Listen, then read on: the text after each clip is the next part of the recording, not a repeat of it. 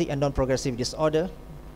Okay, it occurs in 1 to 2. It is international. 1 to 2 every 2,000 babies. Okay, and it's 10 times more frequent in babies who are born prematurely. Okay, so Dr. Masri, they see a lot of these kind of patients. Okay, premature babies. Okay, or hypoxic babies, difficult deliveries. This kind of babies. Okay.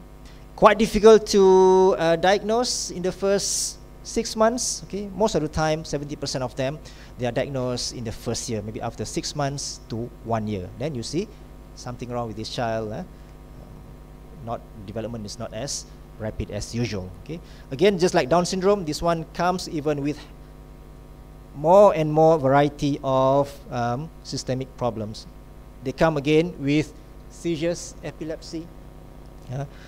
In GI, they have a lot of reflux.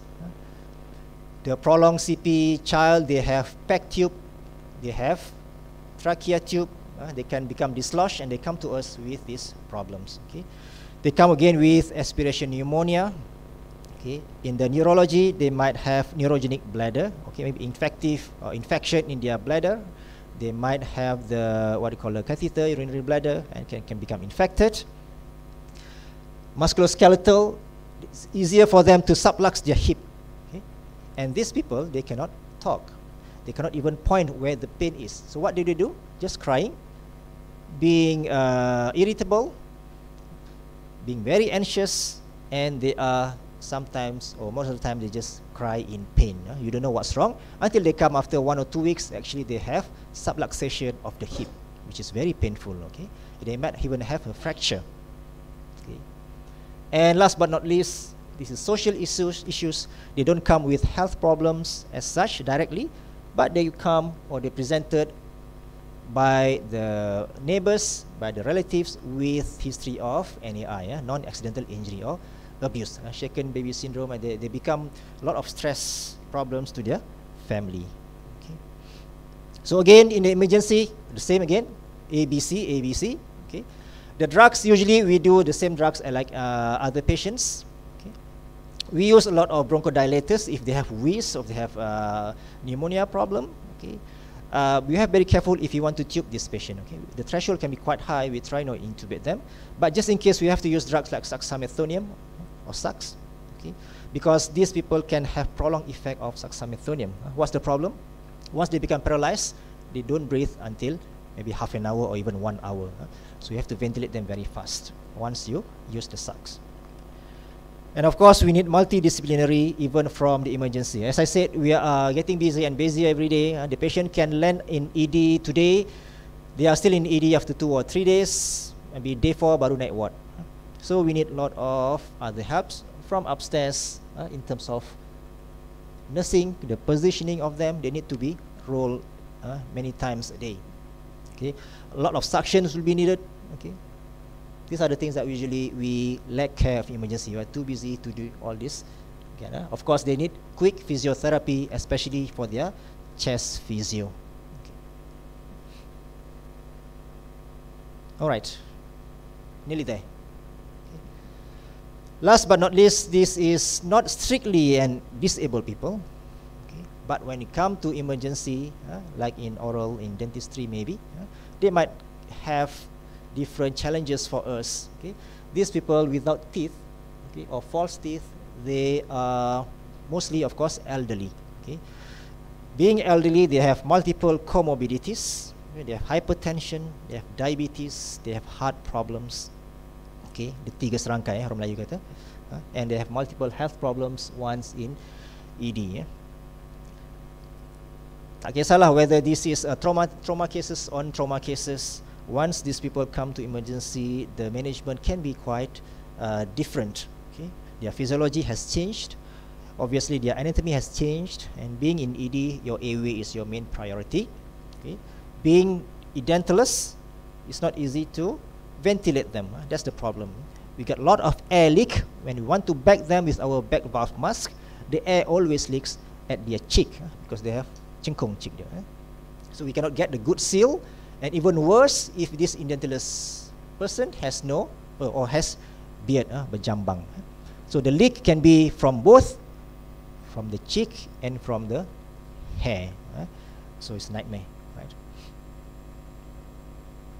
So what we do, or what we can avoid, or what we try to suggest, if the dentures are quite intact inside, we'll leave it there for a while until we can ventilate or we can oxygenate this patient, or they have enough oxygen to be given, especially if they are hypoxic. Okay.